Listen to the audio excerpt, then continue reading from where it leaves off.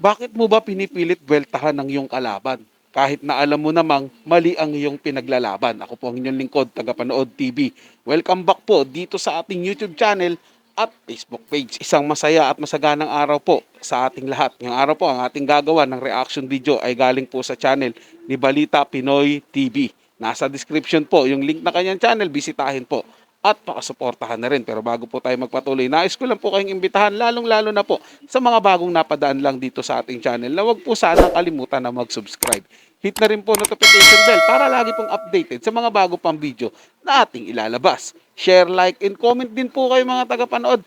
Ating niyang babasahin at pupusuan. So simulan na po natin ang ating reaction video sa araw na to mga tagapanood. Total, wala naman na tayong hinihintay pa. Sabi nga po ni Idol Shubaldi, let's do this! Narito ang Balitang Pinoy TV.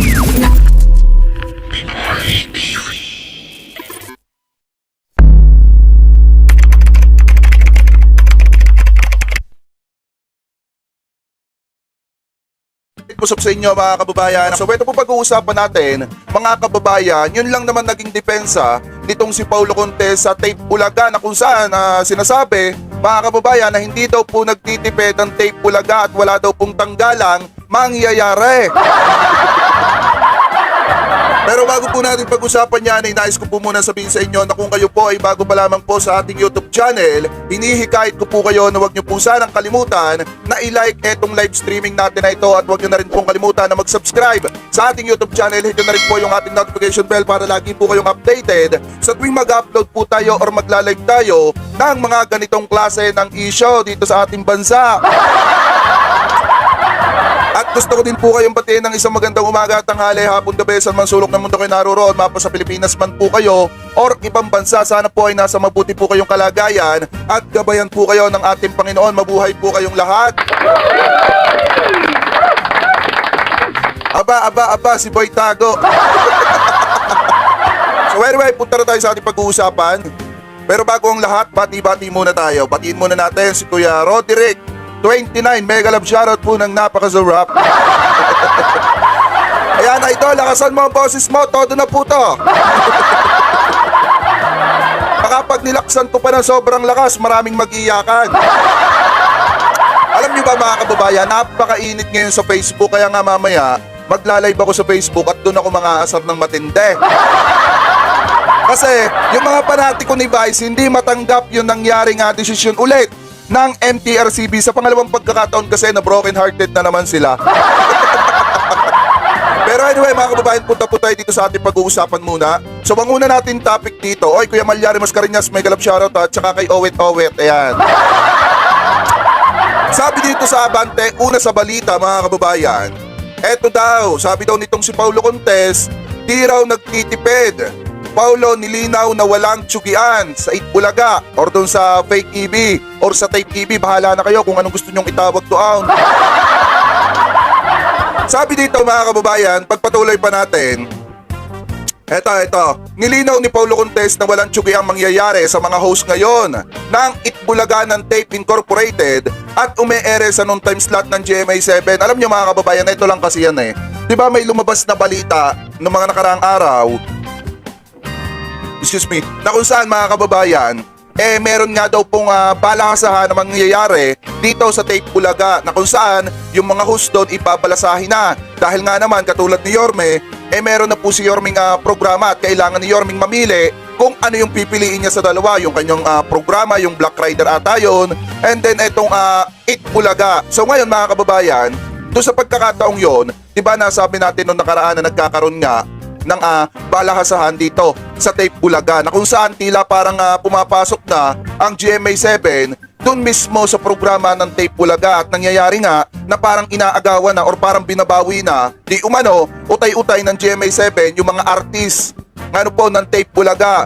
Wala pong mangyayaring tanggalan sa Fake Bulaga mga tagapanood sa mga host nila kapag nakapirma po ng kontrata. Kasi siyempre tatapusin po yung kontrata mga tagapanood eh. Pero kung wala naman po silang kontrata at parang lumalabas guesting lang sila doon, wala po talagang regular na kontrata sila doon, walang regular na agreement na regular po sila doon sa show na yun, may posibilidad po na mayroong tanggalan at magtitipid nga po sila. Kasi siyempre mga tagapanood, hindi naman po sila ganun kalaki kumita ngayon na katulad po na TVJ ang humahawak ng programa. Hindi po ba mga tagapanood? Kitang-kita naman po natin sa ratings at kitang-kita din po natin sa mga advertisement nila kung gaano kukonti na lang, hindi po katulad dati na TVJ pa po yung mga host doon. Hindi ko naman po sinabi na na kawalan po ang TVJ pero parang ganoon na rin po 'yon, mga tagapanood. Kasi kitang-kita naman po natin mga tagapanood, 'di ba? Mula nung umalis po sila doon, 'di ba? Pangalan na lang po kasi yung nananatiling matunog doon yung Itbulaga. Pero yung mga host po doon mga tagapanood, nega na po yun sila. Kaya hindi naman malayong mangyari talaga na pagkaroon nga po ng balasahan na tanggalan. At hindi rin po malayong mangyari na unti-unti nang kunin ng GMA7 yung talent po nila. Kasi siyempre, kaysa mabulok naman po doon sa Fake Bulaga, kukunin na po nila bigyan na po nila ng panibagong show para naman po kahit paano, magamit po nila yung kanilang mga talento doon sa ibang programa na gagawin po ng GMA7. Di po ba mga tagapanood? Di ano po yan sa bandang huli, business is business pa rin po. Wala po silang magagawa dyan, wala po magagawa yung host ng Fake Bulaga na yan. Kung ano po magiging desisyon ng management nila, dahil negosyo po yan Papayag ba yung mga negosyante na yan na malugi po sila at wala po silang kikitain sa kanilang programa? Di ba po mga tagapanood? Siguro, di ba, napaisip nga tayong lahat dahil may mga lumalabas nga pong balita na parang nalulugi na etong Tape Bulaga. Siguro yun na rin yung paraan ng GMA7 para utay-utayin, nabaklasin di umano yung mga artista doon sa Tape Bulaga. At dahil nga may lumabas ding balita, kung alam nyo naman din, na nagkakaroon na nga ng mga usap-usapan na etong It's Showtime ang gagawing main noontime show ng GMA7 dahil nga malaki ang kinikita ng GMA7 dito sa It's Showtime. So yun yung isang dahilan na nakikita natin kung bakit tila parang tinatanggalan na ng mga artista etong Tape Bulaga. So ngayon mga kababayan, dinipensahan ni Paulo Contes na wala daw pong katotohanan. Ano po yung nangyayari na balahasahan daw po dito sa sa Itbulaga.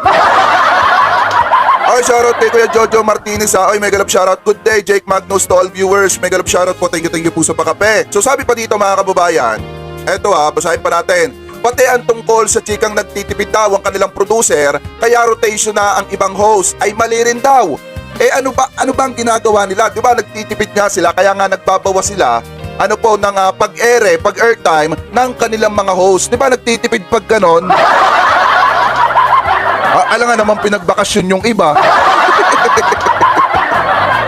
alam nga namang pinagbakasyon at ginastusan nila yung mga host para magbakasyon. Pansamantala, alam ko naman yung mga host dyan, talagang ang pakay talaga sa Itbulaga ay makapagtrabaho. Anong ginagawa nila? 'Di ba? Hindi nila pinapa-airtime yung ibang mga host. So ibig sabihin, nagtitipid sila sa mga bayarin. Ganon din 'yan. Sus mio Marimar, lolokohin pa ang sambayan ng Pilipino.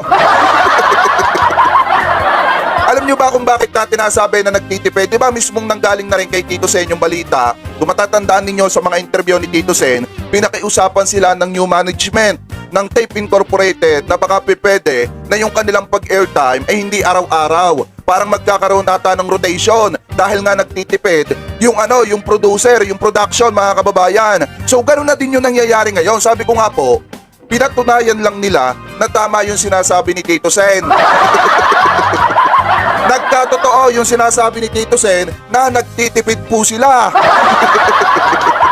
At saka alam nyo ang pangit dito sa ginagawa ng mga to, alam na nga ng sambayan ng Pilipino dahil nga dun sa nangyaring interview kay Tito Sen, ginagawa pang uto-uto yung kanilang mga taga-suporta, yung kanilang mga tagahanga.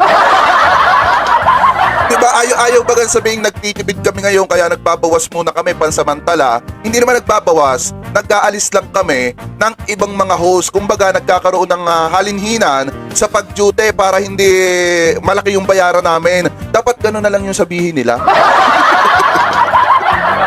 Sabi pa dito, basahin pa natin. Sabi pa ni Paulo nang makachat namin tungkol sa issue, not true. June, meron lang mga host na merong serye kasi at dati pa nilang commitment. Yun kaya hindi sila pwede ng daily. Sabi pa dito, pero inaayos naman ang schedule nila, very lenient. naman ang tape pero walang coast cutting o rotation na nagaganap. Ganun na rin yun. Naku po, Paulo, wala po kayong mauuto dyan sa sinasabi nyo. Talagang nagtitipid kayo, kaya halinhinan yung mga host ninyong pumasok dyan sa Pick Bulaga. Kuhaan nyo na lang po ng base. Yung sila Jose Manalo, sila Alan, sila Paulo, sila Wally, sila Jose, at iba pang mga Dabber Cats. Ang dami po nilang mga show. Halos sabay-sabay po yan, meron sila. Hindi po ba? Pero nagagawa pa rin po nilang pumasok sa Bulaga noon, nung nandiyan pa yung TVJ. Hindi po ba? Yun po yung malinaw dyan mga tagapanood. Siyempre trabaho yan eh. Kahit anong pang mangyari yan, papasukan mo yan. Pero dahil nga sa pagtitipid ng Fake Bulaga ngayon, hindi po makakapasok yung iba dyan. Naku, niloloko nyo pa yung mga tao eh. Malinaw pa sa sabaw ng pusit eh. Baka naman kaya nagtitipid yung mga amo ng Fake Bulaga para makapag-ipon sa darating na halalan. Oy, issue. Baka lang po Baka lang po, mamaya magalit na naman kayo. Mamaya kung ano-ano masasabihin nyo. Ito yung aking opinion lamang naman mga tagapanood. Kasi yung panahon nga ng TVG, kahit ang laki na nung kinikita nila, lagi po nila sinasabi, lugi pa daw po eh. Hindi po ba? Pero nagkaalaman, ang laki pa pala ng kinikita nila, billion pa po. Hindi po ba mga tagapanood? Ganun din siguro ngayon. Ayan talaga malinaw na lugi po. Yan po malinaw na lugi mga tagapanood. Kasi kulelat sa ratings. Konti ang advertisement, konti ang sponsor. Malinaw po yan, tuluyang lugi. So yun lang po mga tagapanood, naway nagustuhan nyo po yung paksang ating tinalakay sa araw na to. At kung kayo bago lang po na napadaan dito sa ating channel, huwag nyo po sanang kalimutan na mag-subscribe. Hit nyo na rin po notification bell para lagi po kayong updated sa mga bago pang video na ating ilalabas. Share, like, and comment din po kayo mga tagapanood, atin ang babasahin at pupusuan. So hanggang sa muli po, ito yung Tagapanood TV. Komento at opinion lamang, wala pong personalan. Paalam po at mabuhay po kayong lahat.